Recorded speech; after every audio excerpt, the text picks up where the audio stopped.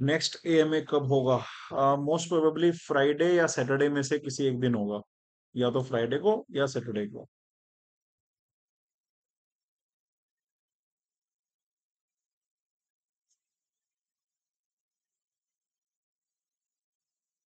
Heat exchanger तक NMTO 1 के RIS देख लिया। Okay, great.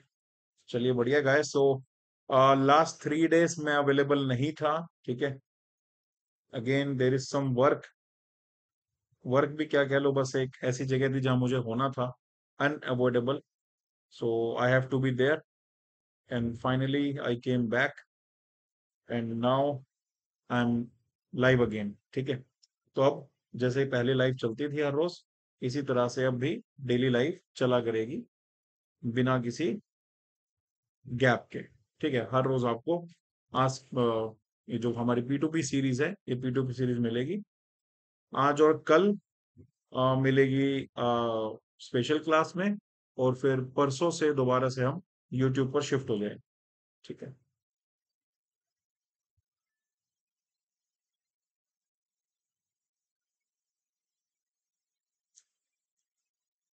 चलिए तो आगे बढ़ते हैं, शुरू करते हैं अपना first question guys. Question number 1।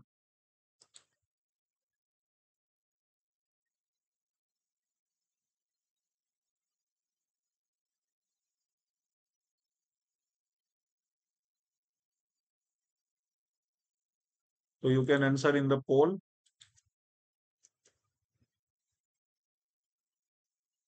And the poll started.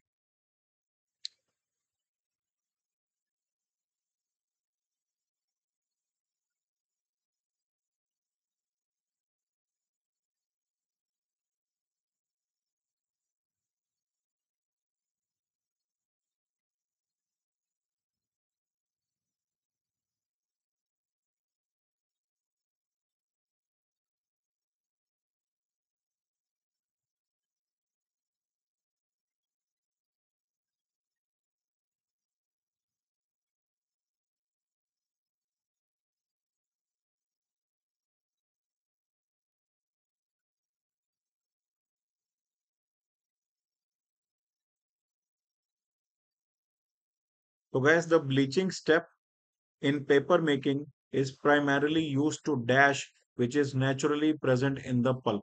तो ब्लीचिंग स्टेप किस लिए यूज किया जाता है? ओके, सो द आंसर है कि ब्लीचिंग स्टेप यूज किया जाता है, अगेन हम जानते हैं, टू वाइटन द पेपर, है ना। पेपर को व्हाइट बनाने के लिए हम ब्लीचिंग करते हैं, ताकि पेपर का जो कलर है वो ब्राउन से व्हाइट हो जाए। ओके, तो ब्लीचिंग में बेसिकली क्या किया जाता है? ऑप्शन ए, सेलुलोज फाइबर को रिमूव किया जाता है। ऑब्वियसली नहीं, सेलुलोज फाइबर से तो पेपर बनता ही है ना। एलिमिनेट लिग्निन, लिग्निन का जो एलिमिनेशन होता है वो बेसिकली डाइजेशन में होता है, और उसे करता है व्हाइट लिकर, उसे व्हाइट लिकर करता है, ठीक है। ब्लीचिंग लिग्निन को एलिमिनेट नहीं करता है। Add would components, obviously would के कंपोनेंट्स को तो हम ऐड नहीं कर रहे यहाँ पे ब्लीचिंग के अंदर, है ना। वुड के जो कंपोनेंट्स है वो तो डाइजेशन के अंदर ऐड होते हैं। And increase the fibre length, fibre length increase करना भी ब्लीचिंग का काम नहीं है ना। वैसे तो चारों ही ऑप्शन उतने अच्छे नहीं है, लेकिन इसमें जो ऑप्शन बी है वो थोड़ा सा सुटेबल है। क्यों? क्योंकि जब हम डाइजेशन के अंदर, डाइजेशन टावर के अंदर व्हाइट लिकर की हेल्प से लिग्निन को रिमूव करते हैं ना, तो पूरा का पूरा लिग्निन सेपरेट नहीं हो पाता है। पूरा का पूरा जो लिग्निन है वो सेपरेट नहीं हो पाता है, कुछ थोड़े से अमाउंट में रेजिड्यूल लिग्निन रह जाता है। तो ब्लीचिंग जब हम कर रहे होते हैं ना, उस ब्लीचिंग के अंदर वो जो रेजिड्यूल लिग्निन है ना, वो भी रिमूव हो जाता है, ठीक है। तो मेन एम तो ब्लीचिंग का कलर रिमूवल है, वाइटन अप करना है ताकि हमारा पेपर व्हाइट हो जाए, और इसी प्रोसेस में थोड़ा बहुत अमाउंट में जो रेजिड्यूल लिग्निन है वो चला जाता है, ठीक है। So ideally the B option should be to remove the residual lignin left in order to whiten the paper, so that is the perfect option। okay, but चार ऑप्शन में से जो मोस्ट सुटेबल है, बिकॉज बाकी तीन तो बिल्कुल भी आसपास भी नहीं है, तो that's why would tick the option B, ठीक है।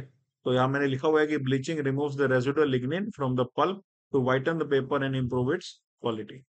चलिए आगे बढ़ते हैं क्वेश्चन नंबर 2 पे।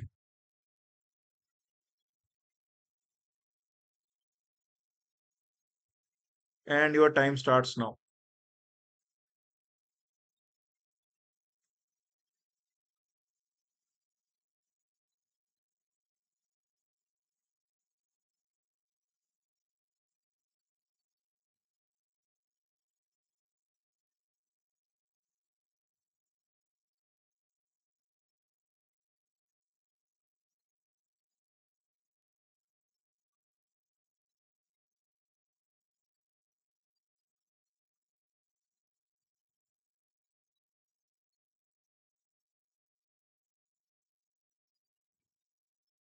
अमन, अभी जिस काम के लिए हम इकट्ठे हुए हैं इस क्लास में वो कर लेते हैं।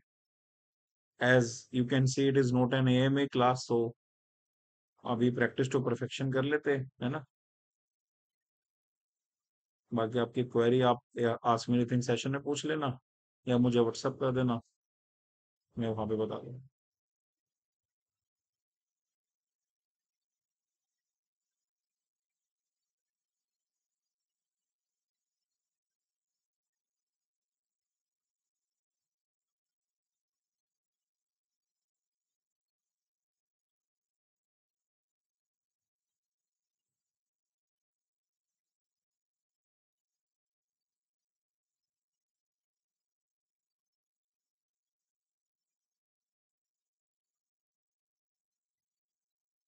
ओके, सो एक बच्चे को छोड़ के आई थिंक बाकी सबने सही आंसर किया है।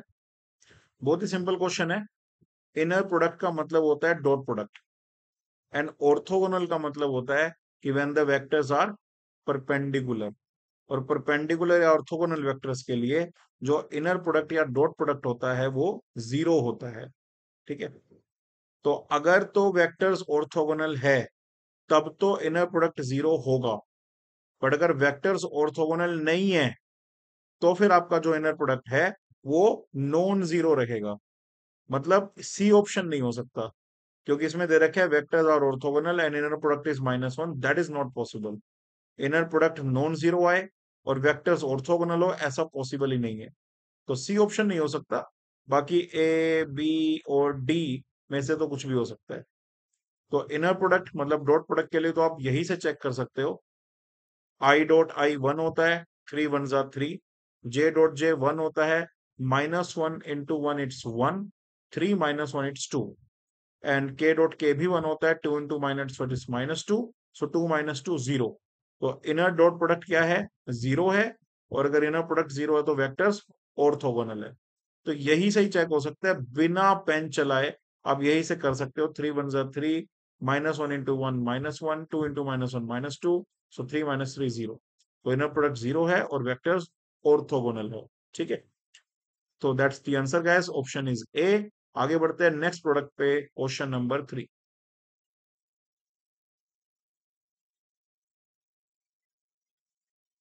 It's a numerical answer type question, okay.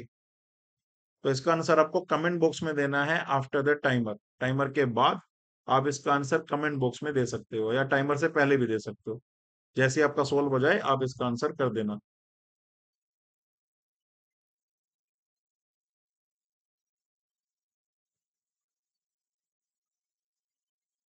FM के पीवाईक्यू सॉल्यूशन आप चेक कर लेना। देवेंद्र पुनिया सर ने लिए होंगे, उनके मिल जाएंगे। सीटी का क्रैश कोर्स सफिशिएंट है गेट 26 के लिए, आप कर सकते हो सीटी का crash course. You can go ahead, उसके अंदर मैंने सब कुछ कवर किया है। आप सीटी का क्रैश कोर्स कर लेना, पीवाईक्यूज कर लेना, हो जाएगा उससे। ठीक है, ओके। सो अमन, आनंद, आर्या, अदिति, प्रांशु ने आंसर दे दिया है 200। 5 स्टूडेंट्स आंसर दे चुके हैं। अवनीश का भी 200 है, दैट मेड 6 6। मलाठी का 200, आशीष का 200।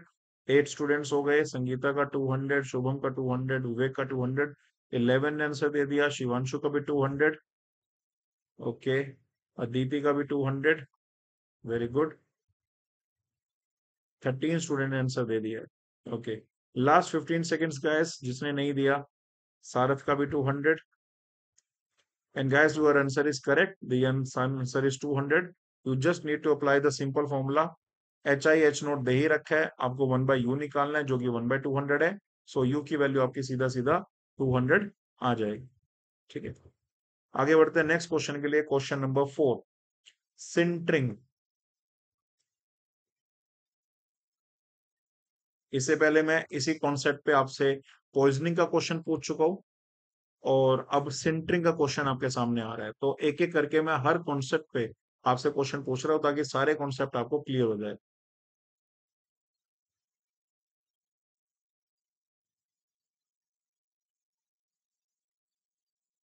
आईपीसी का पार्ट 2 लेटेस्ट वाला अवेलेबल नहीं है, तो कौन सा करे कार्तिक? आपको लाइव करना है तो मैं लाइव स्टार्ट करूंगा अक्टूबर में। अदरवाइज लेटेस्ट वाला जो है वो 2024 के लिए मैंने पढ़ाया था, 23 में वो है, वो आप कर सकते हो। That is also sufficient. ठीक है। अमन, पोल में आप अटेम्प्ट कर सकते हो इसका answer, you can attempt that in the पोल।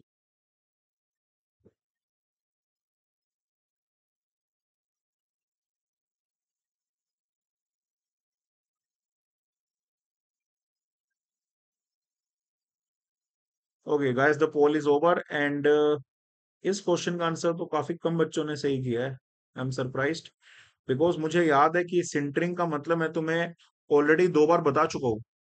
इससे पहले इसी कॉन्सेप्ट पे मैंने एक क्वेश्चन पॉइजनिंग का लिया था, और एक क्वेश्चन उसका था जिसमें 4 ऑप्शन थे, एक में पॉइजनिंग था, एक में सिंटरिंग था। तो सिंटरिंग का मतलब मैं आपको 2 बार बता चुका हूँ उससे पहले, है ना। तो सिंटरिंग का मतलब ये होता है कि जब हम हाई टेम्परेचर पे लेकर के जाए कैटलिस्ट को या रिएक्शन को। ओके, अगर यहाँ पे कैटलिस्ट लिखा है तो कैटलिस्ट पार्टिकल्स को हाई टेम्परेचर पे लेके जाए। ओके, तो उसी को सिंटरिंग बोला जाता है। इसकी जो एग्जैक्ट डेफिनेशन है ये मैं आपको आज बता रहा हूँ।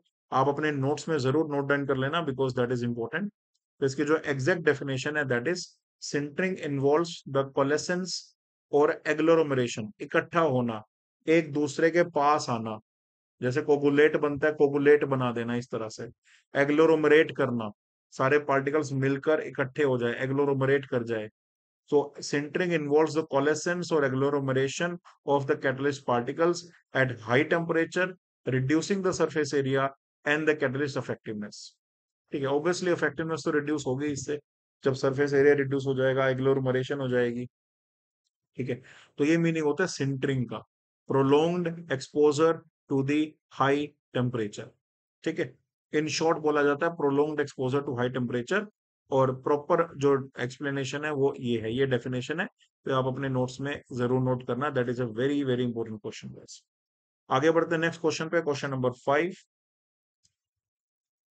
गो फॉर इट।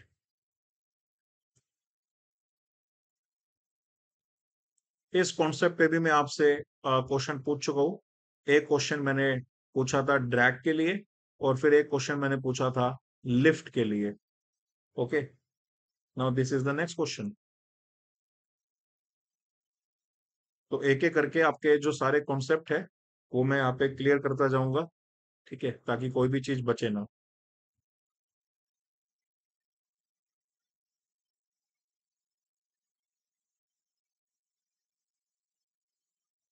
अच्छा, आया होगा, जरूर आया होगा। क्या पता है मैंने 2025 से ही इंस्पिरेशन ली हो, अभी मुझे याद नहीं एग्जैक्ट, बट हाँ हो सकता है मैंने 2025 से इंस्पिरेशन लेकर फिर इसके अलग अलग क्वेश्चंस क्रिएट किए हो।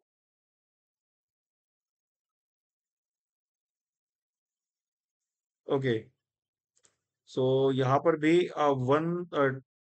76% बच्चों का ही करेक्ट है। बाकी ए, बी और डी को भी, ए को 2 स्टूडेंट्स ने, बी को एक और डी को एक स्टूडेंट ने करेक्ट किया है।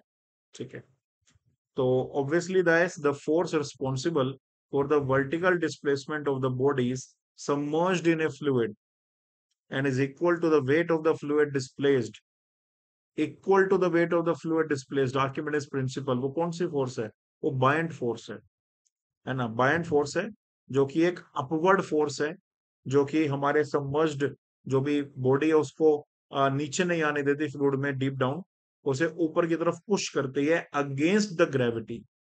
ऊपर की तरफ पुश कर रही है against the gravity, and having the same form as that of the force of gravity, that is mg। बस डिफरेंस ये है कि इस m के अंदर जो हमारा वॉल्यूम है वो तो उतना ही है जितना बॉडी का वॉल्यूम था, बट जो डेंसिटी है वो डिफरेंट है। यहाँ पे जो डेंसिटी है वो फ्लूइड की डेंसिटी है इंस्टेड ऑफ बॉडी की डेंसिटी। ठीक है, तो ये डेफिनेशन है बायोन्सी की। Buoyancy is the upward force exerted by A fluid that opposes gravity. Gravity के अपोज में एक अपवर्ड फोर्स जो एक्सर्ट होती है बॉडी पर ना, उसी को बोलता है बायोन्सी। तो जनरली जब एक बॉडी नीचे की तरफ आ रही होती है ना, तो उसे F equals to M G, ये तो डाउनवर्ड लेके जाता है, जो फोर्स ऑफ ग्रेविटी है। लेकिन जो हमारी बायोन्सी फोर्स है, ये इसे ऊपर की तरफ पुश करती है, ये फोर्स ऑफ बायोन्सी है। ओके, और इन दोनों के बाद जब ये ऑब्जेक्ट नीचे की तरफ मूव करता है ग्रेविटी की वजह से, तो फिर इस पर एक और फोर्स लगती है, जिसे फोर्स ऑफ ड्रैग बोला जाता है। और अल्टीमेटली ये जो force of gravity minus the force of buoyancy plus the force of drag होता है, यही हमारी नेट फोर्स होती है। और जैसे जैसे बॉडी नीचे आती है, तो वो वेलोसिटी बॉडी की जिस पर ये एफ नेट जीरो हो जाता है ना, उसी वेलोसिटी को टर्मिनल वेलोसिटी बोला जाता है। तो ये पूरा कॉन्सेप्ट है, मैंने मैकेनिकल ऑपरेशन के अंदर बता रखा है। ठीक है, यस, ये फर्स्ट P2P का लेक्चर है अनअकैडमी में। इससे पहले के जो 10 लेक्चर्स हो मैं यूट्यूब पे ले चुका हूँ। 2 लेक्चर्स स्पेशल क्लास में होंगे, उसके बाद से हम दोबारा यूट्यूब पर शिफ्ट कर जाएंगे। Okay, next question guys, question number 6। Go for it.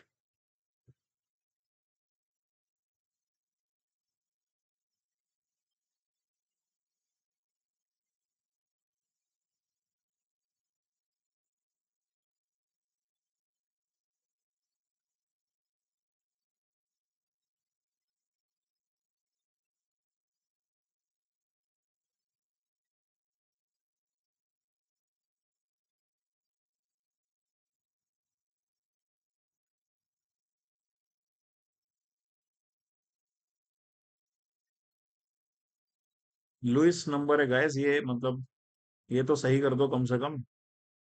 इसका तो जवाब सही दे दो, लुइस नंबर तो आना ही चाहिए आप लोगों को।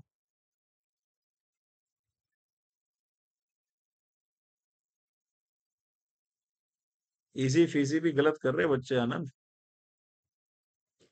इसका तो सबसे कम करेक्ट रेशो आया अब तक के जितने भी क्वेश्चन में डिस्कस किए, सिर्फ 61% स्टूडेंट्स ने ही करेक्ट किए है। Means it's not that easy Fiji, है ना, उतना इजी फीजी नहीं है। सो लुइस नंबर क्या होता है? Lewis number is the ratio, बहुत कंफ्यूजन रहता है ना। Lewis number is the ratio of thermal diffusivity to mass diffusivity. Lewis number जो होता है, that is a ratio of thermal diffusivity जो कि अल्फा है, टू द मास डिफ्यूजिविटी जो कि डीएबी है। और इसे हम Schmidt number to the Prandtl number का रेशियो भी बुला सकते हैं। बिकॉज शिमिट नंबर होता है momentum diffusivity by mass diffusivity, और प्रेंटल नंबर होता है momentum diffusivity by thermal diffusivity. So again alpha by DAB यहां से आ जाता है। तो लुइस नंबर दोनों तरीके से याद रखना है। ठीक है, दोनों तरीके से, thermal diffusivity by mass diffusivity and Schmidt number by Prandtl number. तो कुछ किसी भी तरीके से आपसे पूछा जा सकता है ये। ओके, एंड रेनॉल्ड्स एनालॉजी के केस में क्योंकि शिमिट नंबर प्रेंटल नंबर दोनों वन होते हैं, इस वजह से लुइस नंबर भी वन होता है। और तीनों की तीनों जो डिफ्यूजिविटीज होती है वो बराबर हो जाती है for the case of Reynolds analogy. Okay,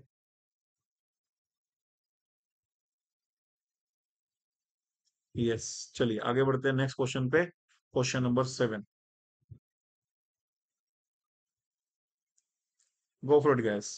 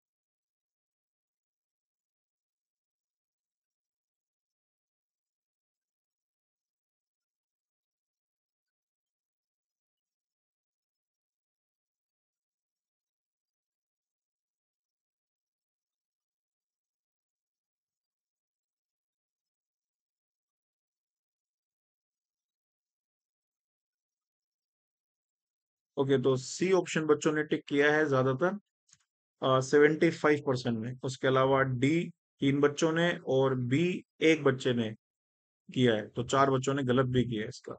ठीक है, तो गाइस बाउंड्री लेयर थ्योरी है। बाउंड्री लेयर थ्योरी हम बेसिकली पढ़ते हैं हीट ट्रांसफर के अंदर डिटेल में। और बाउंड्री लेयर थ्योरी का जो रिजल्ट आता है, जिसकी मैंने प्रॉपर डेरिवेशन करवाई है in terms of Nusselt, Reynolds and Prandtl, same formula हम यूज कर सकते हैं मास में, by replacing Nusselt with the Sherwood and by replacing Prandtl with the Schmidt. ठीक है, तो आप देख सकते हो कि जो बाउंड्री लेयर थ्योरी है, बाउंड्री लेयर थ्योरी के अंदर laminar flow over a flat plate में जो कोरिलेशन होता है शेरवुड का, वो होता है Sherwood number is equals to, ये एक्स का मतलब होता है लोकल शेरवुड नंबर जो किसी एक पर्टिकुलर एक्स पे डिफाइंड है, 0.332 लोकल रेनॉल्ड्स नंबर की पावर हाफ शिमिट की पावर 1/3। जब इसी का हम एवरेज निकालते हैं और एवरेज शेरवुड नंबर हमारे पास आता है, तो ये बन जाता है 0.664।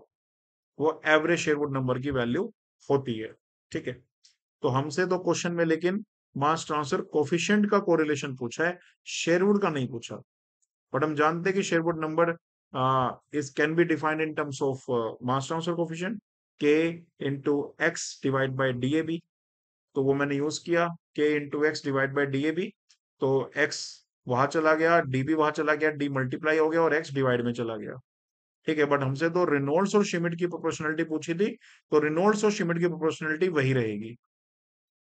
हाँ, इसी के अंदर मान लो डी की प्रोपोर्शनलिटी पूछी होती, तो फिर एक डी यहां पर है, एक डी रेनॉल्ड्स के पास भी है, rho V D by mu, sorry D नहीं है, डी शिमिट के पास है। शिमिट के पास जो डी है that is new by D A B. Okay, तो यहां से आप डी का रिलेशन निकाल सकते थे, डी की पावर 1 डी की पावर 1/3, तो 2/3 के प्रोपोर्शनल हो जाता। इसी तरह एक्स में पूछता अगर, तो रिनोल्ड्स होता है rho we x by mu, तो एक्स की पावर हाफ है, नीचे एक्स है, तो मतलब के इज प्रोपोर्शनल टू 1/√x, वो आ जाता है ना। तो इस तरह से इंडिविजुअल वेलोसिटी के बारे में पूछता है तो वेलोसिटी का बता देते हैं। तो किसी के बारे में भी क्वेश्चन बन सकता है इस पे, डिफ्यूजिविटी की प्रोपोर्शनलिटी क्या है, एक्स की प्रोपोर्शनलिटी क्या है, वेलोसिटी की प्रोपोर्शनलिटी क्या है, विस्कोसिटी की प्रोपोर्शनलिटी क्या है, कुछ भी पूछ सकता है। लेकिन यहाँ पे डिमेंशनलेस नंबर की ही प्रोपोर्शनलिटी पूछी थी रिनोल्ड्स और शिमिट की फॉर्म में, तो वो सेम रहेगी, रिनोल्ड्स की पावर हाफ एंड शिमिट की पावर 1/3। इसलिए जो आपका ऑप्शन है वो सी करेक्ट रहेगा। ठीक है, आगे बढ़ते हैं क्वेश्चन नंबर 8 पे। It's a numerical answer type question, तो इसका आंसर आपको कमेंट बॉक्स में करना है टाइमर के साथ साथ।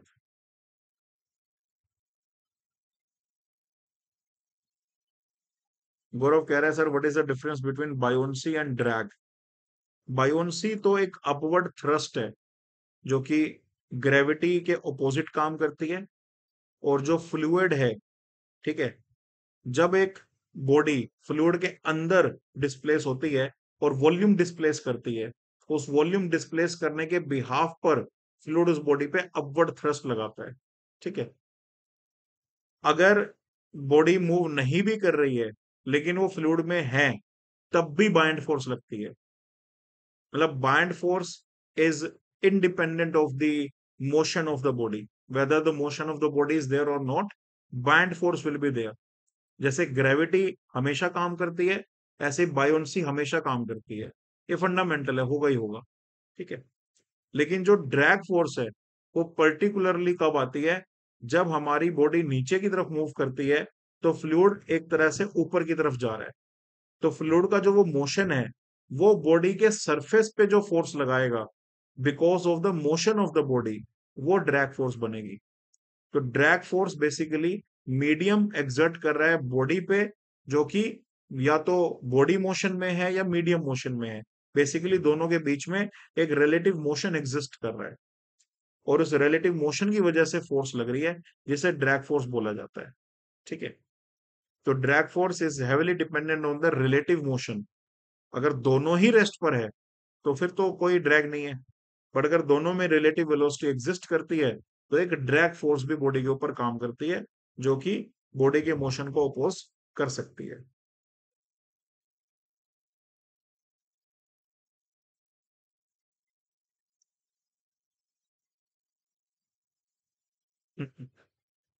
सो 69640,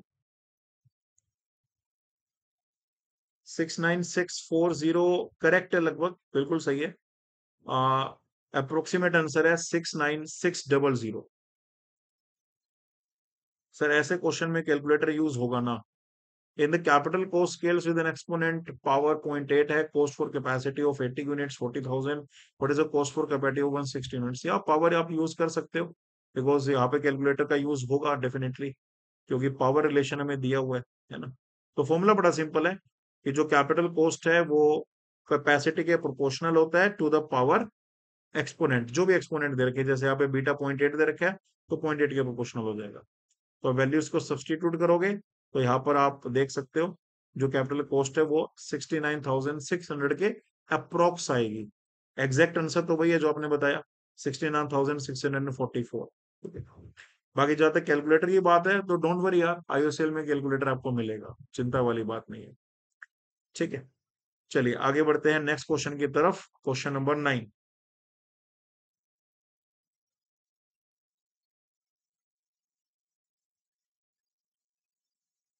एंड गाइस गुड न्यूज आपके लिए, आज एनआरएल ने भी अपनी जो डिटेल्ड एडवर्टाइजमेंट है वो निकाल दी है, और केमिकल इंजीनियरिंग के लिए हाईएस्ट वैकेंसी एनआरएल में है, 53 वैकेंसीज।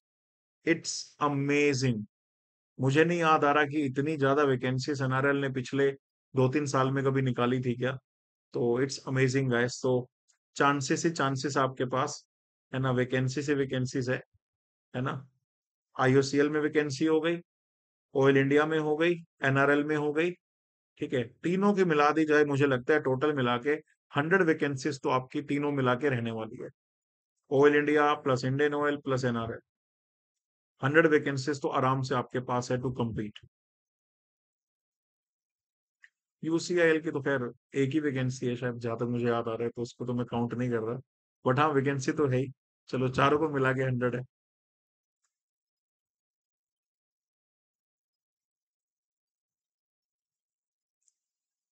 ओके, तो यहाँ पर समाज हमारा बटा हुआ है। ए ऑप्शन 28% बच्चों ने, बी ऑप्शन 42% बच्चों ने, सी ऑप्शन 28% बच्चों ने। वाओ। तो मतलब कि ये जो क्वेश्चन है, 9th क्वेश्चन, अपने आप में एक क्लैरिटी देना बहुत जरूरी है आप सभी स्टूडेंट्स को, ताकि अगर ये क्वेश्चन आ जाता है एग्जाम में तो फिर आप सही आंसर टिक कर पाओ। ठीक है, तो बहुत ही इंपॉर्टेंट क्वेश्चन है गाइस, और इसकी क्लैरिटी लेते हैं, फिर उस क्लैरिटी को आप अपने नोट्स में भी नोट डाउन कर लेना। देखते हैं, क्लैरिटी लेते हैं, देखो ध्यान से। Suspension polymerisation is typically used for the industrial production of PVC. ये पहली लाइन से क्या समझ में आया कि बाय डिफॉल्ट सस्पेंशन पॉलीमराइजेशन ही वो प्रोसेस है जिससे इंडस्ट्रियल प्रोडक्शन होता है, because it offer several advantages. ठीक है, क्या? It allows for the production of PVC resin in form of a small spherical particles which are easier to handle and process. तो सस्पेंशन पॉलीमराइजेशन आप जानते हो कि छोटे छोटे ग्रेनुअल्स टाइप हमारा प्रोडक्ट बनता है, स्मॉल स्फेरिकल पार्टिकल्स बनते हैं, है ना। कोई भी प्रोडक्ट हो, मतलब जरूरी नहीं है पीवीसी, कोई भी प्रोडक्ट जो हम सस्पेंशन से बना रहे हैं उसमें ऐसे ही होता है, स्मॉल स्फेरिकल पार्टिकल्स ही हमारे प्रोडक्ट बनते हैं, जिन्हें आसानी से हैंडल कर सकते हैं और प्रोसेस कर सकते हैं। ये स्पेशली पीवीसी के लिए नहीं है, ये सस्पेंशन पॉलीमराइजेशन की ही एडवांटेज है। So the method involves dispersing vinyl chloride monomer in water with the aid of suspending agents and initiating polymerization with a free radical initiator। ठीक है, तो ये प्रोसेस लिखी हुई है। सस्पेंशन पॉलीमराइजेशन हो या कोई भी हो, सबसे पहले हमारा जो मोनोमर है हम उसे डिस्पर्स करते हैं सॉल्वेंट के अंदर। ओके, यहाँ पे सॉल्वेंट जो है वाटर है, ये ध्यान रखना आप। ये आपसे पूछा जा सकता है कि what is the solvent used in the suspension polymerisation of PVC. The solvent used is water. ठीक है, साथ में सस्पेंडिंग एजेंट्स हम यूज करते हैं जिससे कि डिस्पर्जन आसान हो जाता है, और पॉलीमराइजेशन को इनिशिएट करते हैं with the help of A free radical initiator. तो ये भी आप ध्यान रखना कि जो सस्पेंशन पॉलीमराइजेशन होती है वो फ्री रेडिकल पॉलीमराइजेशन के रूट को फॉलो करती है। It can be cationic, it can be anionic, और it can be free radical. तीन तरह की हमारे पास पॉलीमराइजेशन होती है। तो जो पीवीसी वाली है वो फ्री रेडिकल पॉलीमराइजेशन है, ये आपको ध्यान रखना है। This process provides good heat transfer, efficient mixing, and control over particle size, leading to a consistent product. ये इसकी एडवांटेज है कि कंसिस्टेंट प्रोडक्ट हमें मिलता है. Additionally, it minimizes the risk of uncontrolled reaction and reduces the need for large amounts of solvent, making it cost effective and safer for large scale operation. तो ये पूरा एडवांटेज ही advantage दे रखा है suspension polymerisation का. ठीक है, लेकिन question अभी भी वही है कि सर सस्पेंशन ही क्यों? पीवीसी तो इमल्शन से भी तो बनाते हैं, तो इमल्शन करेक्ट क्यों नहीं है? तो इमल्शन पे भी आ जाते हैं गाइस. इमल्शन का देख लेते हैं. तो emulsion polymerisation involves dispersing vinyl chloride monomer in a water with an emulsifier. है ना, इमल्शन पॉलीमराइजेशन है तो इमल्सिफायर यूज होगा यूजिंग ए वाटर सोल्यूबल इनिशिएटर. ठीक है, तो ये इमल्शन पॉलीमराइजेशन हो गया. Which results in A latex form of PVC. इसमें पीवीसी जो बनता है वो लेटेक्स फॉर्म में बनता है. दिस मेथड, अब ध्यान से देखना, this method is particularly advantageous for producing fine particle PVC resin. इस मेथड का जो मेन एडवांटेज है वो इसमें है कि इसमें फाइन पार्टिकल मतलब फाइन साइज के बनते हैं. फाइन साइज के पीवीसी रेजिन बनती है जिसकी एप्लीकेशन क्या है? Often used in application requiring high surface area such as plastisols और स्पेशलिटी कोटिंग्स. इसके एडवांटेज है, मतलब एक स्पेसिफिक एडवांटेज है. फाइन पार्टिकल पीवीसी रेजिन बनेंगे जिसकी एप्लीकेशन हाई सरफेस एरिया की एप्लीकेशन है, क्योंकि साइज जैसे जैसे छोटा होता रहेगा सरफेस एरिया बढ़ता रहेगा. तो प्लास्टिसोल्स या स्पेशलिटी कोटिंग्स के अंदर इसकी एडवांटेज हमें मिलती है. लेकिन ऐसा कुछ क्वेश्चन में तो नहीं था कि हमें फाइन पार्टिकल साइज रेजिन चाहिए, हमें तो स्पेसिफिक एप्लीकेशन के लिए चाहिए, है ना, या फिर हमें प्लास्टिसोल्स के लिए चाहिए, स्पेशलिटी कोटिंग्स के लिए, ऐसा कुछ मेंशन नहीं है. फिर it allows for the better control of molecular weight and can yield a more uniform product compared to suspension. ठीक है, एक तो हीट कंट्रोल बेटर होता है, मोलिकुलर वेट के ऊपर हमारा बेटर कंट्रोल है और ज्यादा यूनिफॉर्म प्रोडक्ट हमें मिलता है. ऐसा भी कुछ मेंशन नहीं था कि हमें मोलिकुलर वेट पे ज्यादा कंट्रोल चाहिए, पॉइंट नंबर 1. हमें एक ज्यादा यूनिफॉर्म प्रोडक्ट चाहिए, पॉइंट नंबर 2. ऐसा भी कुछ मेंशन नहीं था क्वेश्चन में. ठीक है, फिर लिखता है however suspension polymerization remains, ध्यान से पढ़ना, suspension polymerization remains the dominant industrial method. Dominant industrial method मतलब कि इंडस्ट्रियली अगर पीवीसी बनाया जाता है तो डोमिनेंटली सस्पेंशन पॉलीमराइजेशन से ही बनाया जाता है. Due to its scalability, scale करना बहुत आसान है. लोअर वाटर यूसेज, वाटर का यूज कम लगता है. And suitability for producing the general purpose PVC resin. Specific purpose PVC नहीं, जनरल पर्पस, जो कि जनरली हर जगह काम आ जाता है. जनरल पर्पस पीवीसी रेजिन बनाने के लिए भी इसका काम आता है, जो कि पाइप्स में, फिटिंग्स में और अलग चीजों में यूज होता है. ठीक है, सो दोनों के बीच में जो चॉइस है सस्पेंशन वर्सेस इमल्शन के बीच में, वो आप देख सकते हो स्पेसिफिक एंड यूज रिक्वायरमेंट्स है. The choice between the two often depends on the specific and use requirements of PVC product. तो अगर मुझे जनरल पर्पस पीवीसी चाहिए, ठीक है, अगर मुझे ऐसा पीवीसी चाहिए जिसमें मुझे क्या कहते हैं यहाँ पे रेजिन फॉर्म में पीवीसी मिल रहा है in the form of small spherical particles, अगर मुझे ऐसा पीवीसी चाहिए जिसको बनाने में सॉल्वेंट का यूज कम हो रहा है, अगर मुझे ऐसा पीवीसी चाहिए जिसके प्लांट को स्केलेबल करना आसान हो, ठीक है, या फिर इन जनरल कुछ भी ना दिया हो, तो फिर भी सस्पेंशन पॉलीमराइजेशन हर चॉइस का आंसर होगा. बट अगर हमें ऐसा पीवीसी चाहिए जिसमें मुझे लेटेक्स फॉर्म में पीवीसी चाहिए हो, जिसमें मुझे फाइन पार्टिकल साइज में पीवीसी चाहिए, जिसमें मुझे हाई सरफेस एरिया की एप्लीकेशन के लिए पीवीसी चाहिए, जिसमें मुझे मोलिकुलर वेट के ऊपर बेटर कंट्रोल चाहिए, जिसमें मुझे यूनिफॉर्म प्रोडक्ट बनाना हो, तो फिर मुझे इस स्पेसिफिक पर्पस के लिए इमल्शन पॉलीमराइजेशन का यूज करना होगा. So that is why this question is the most important question, है ना. आगे से ध्यान रखना, अगर कुछ भी गिवन नहीं है तो बाय डिफॉल्ट सस्पेंशन पॉलीमराइजेशन ही हमारा आंसर है, बिकॉज जनरल ग्रेड पीवीसी तो सस्पेंशन पॉलीमराइजेशन से बनता है. बाकी अगर स्पेसिफिक एप्लीकेशन से जो मैंने इस एक्सप्लेनेशन में डिस्कस की है, तो आप इमल्शन पॉलीमराइजेशन भी क्वेश्चन टू क्वेश्चन आप आंसर कर सकते हो. इमल्शन भी आंसर हो सकता था अगर कुछ ऐसा हिंट हमें दिया होता. और क्या क्या हिंट हो सकते हैं वो मैंने आपके सामने यहाँ पे डिस्कस कर दिए हैं। So very very important explanation guys. ये एक्सप्लेनेशन आपके नोट्स में जरूर होनी चाहिए, सो दैट कभी भी इस क्वेश्चन से रिलेटेड कोई क्वेश्चन आपको मिलता है एग्जाम में तो फिर आप इस क्वेश्चन को अटेम्प्ट कर पाओ। ठीक है, सही अटेम्प्ट कर पाओ। तो आज मैंने कंफ्यूजन मिटा दिया है कि सस्पेंशन से बनाए कि इमल्शन से बनाए। ओके, आगे बढ़ते हैं गाइस नेक्स्ट क्वेश्चन की तरफ। Question number 10, go for it.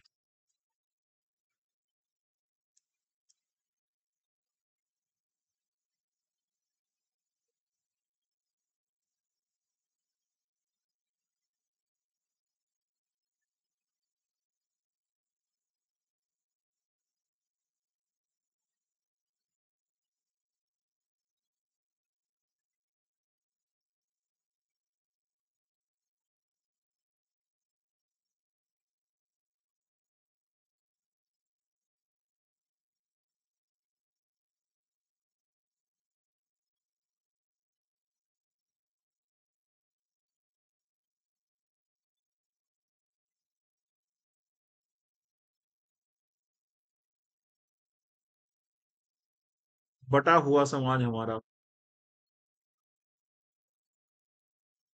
सबसे ज्यादा वोट मिल रहे हैं ऑप्शन डी को, 41% के आसपास।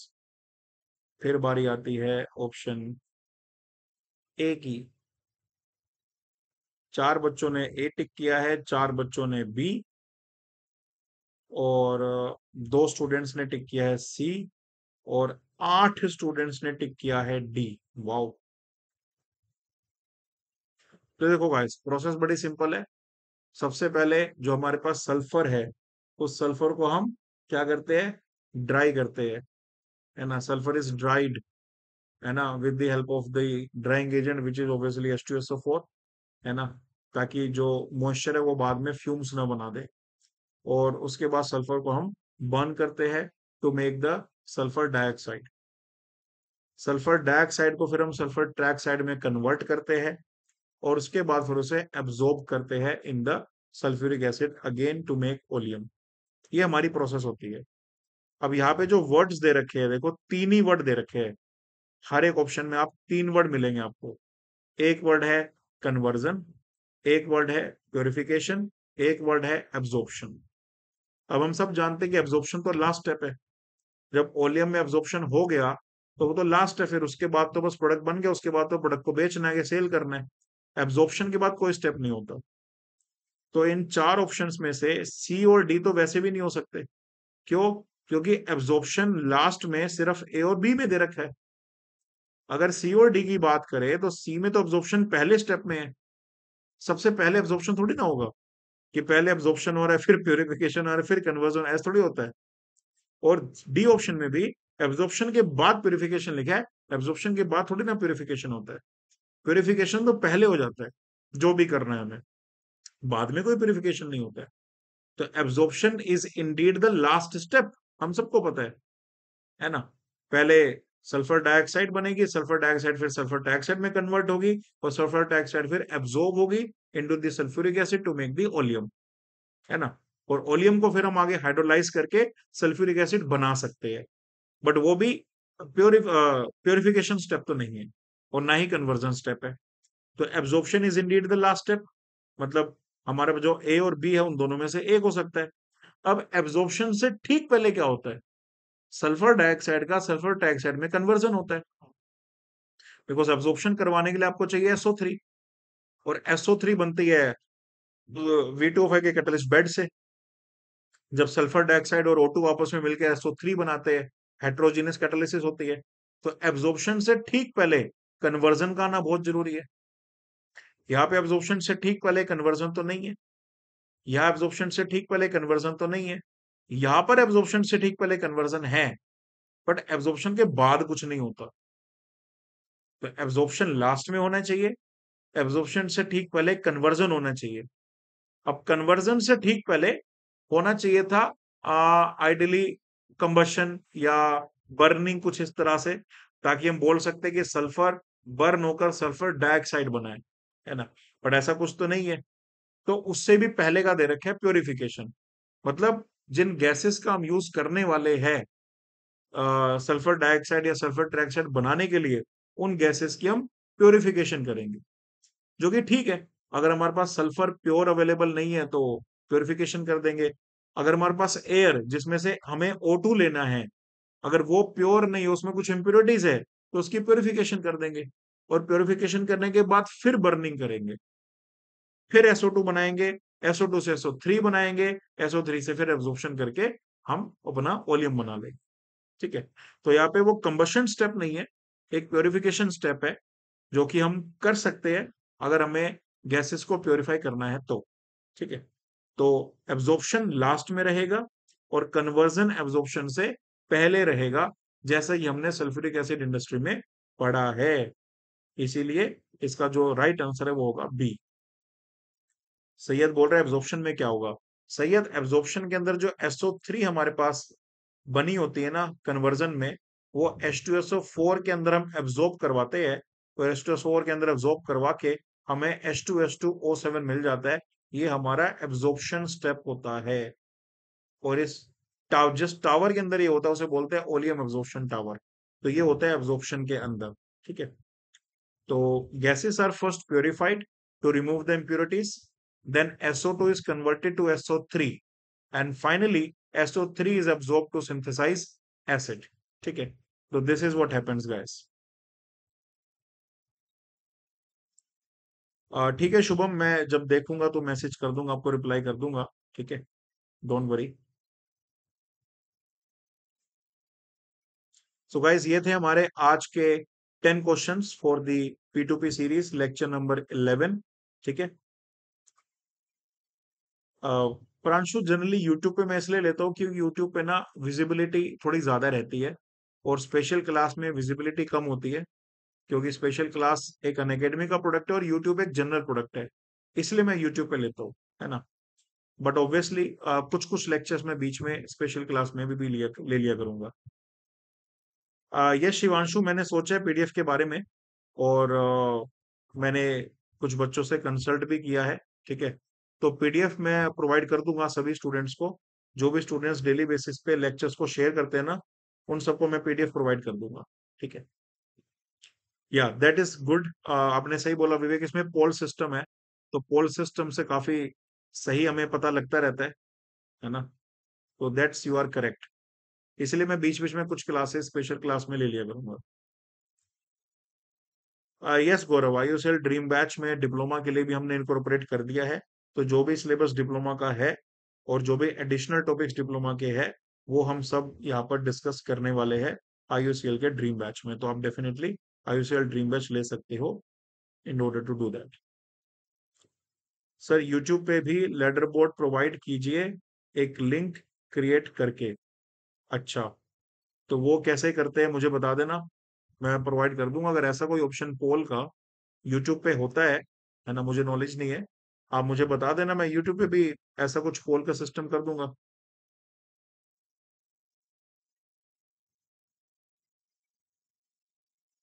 अदरवाइज मैं यूट्यूब पे लेटर बोर्ड कैसे दिखाऊं?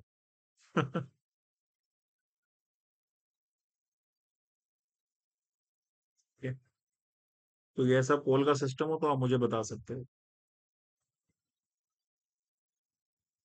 चलो मैं सर्च कर लूंगा, यूट्यूब पे सर्च कर लूंगा कि how to show the letter board. ठीक है।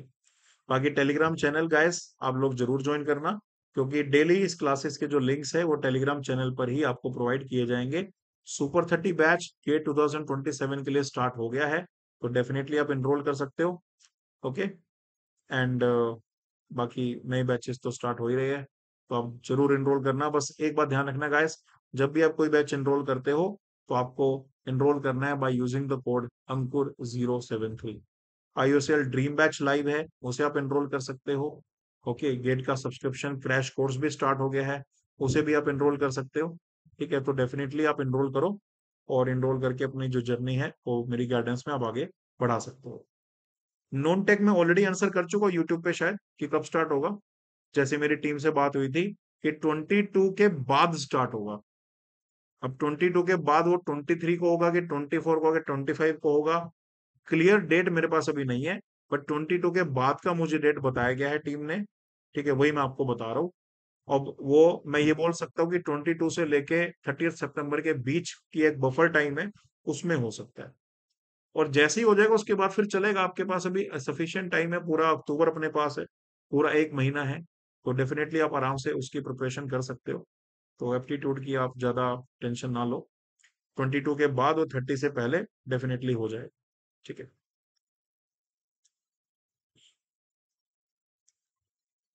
ओके गाइस, सो मिलता हूँ मैं आपसे फिर कल के सेशन में। कल का सेशन भी यूट्यूब पर होगा, तब तक के लिए आप अपना ध्यान रखिए।